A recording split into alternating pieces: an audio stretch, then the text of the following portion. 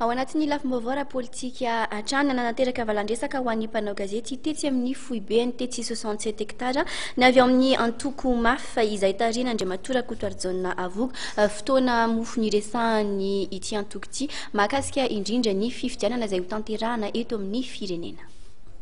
Nampitandrina Andriamatora Kotoarjona Avogo, filoha nasionaly ny antoko Madagasikara afaka na mafy amin'ny tsisy ny fangalaram-bato mandritra ny fifidianana izay ho tanterahana Tsoatsy.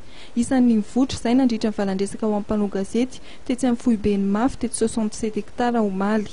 Aoka mba tsy hisy ary tsy hiverina intsony ny zavatra nitranga teto amin'ny firenena hatramin'izay dia ny alabato, satria ny fisian'ny alabato hatramin'izay no anisan'ny mahatonga foana ny karazana atao hoe contestation na valim-pifidianana dia mamerina krizy eto amin'ny firenena.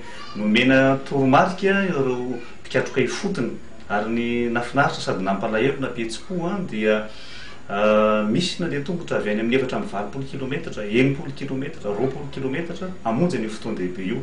Antony dia anisan'ny nentina ihany koa zany iny fotoana tany Tsoromandidy ny Asabotsy, tany Analavory ny Alahady iny nanokafana ny fankalazana ny fahatelo amby telopolo taona ny Kung Fu teto Madagasikara.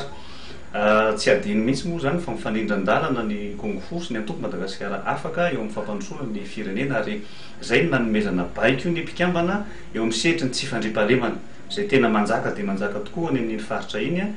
Ny Alahady lasa teo dia tao Soavinandriana sy Miarinarivo no nanao fitsidiana ny antoko mafy. No Marian'Andriamatora Kotoarjona Avogo fa nitondra ny anjara biriky ny antoko mafy amin'ny fanampiana ireo niarambona tany Atsimo. Eo amin'ny vaovao samihafa indray kosa tsy afaka nivarotra teny amin'ny tsenany Manakamaitso ireo mpivarotra mahery ny 200 teny an-toerana tamin'ity androany ity. Nisy tokoa mantsy ny fidinana ny vaditany sy ny mpitandro ny filaminana teny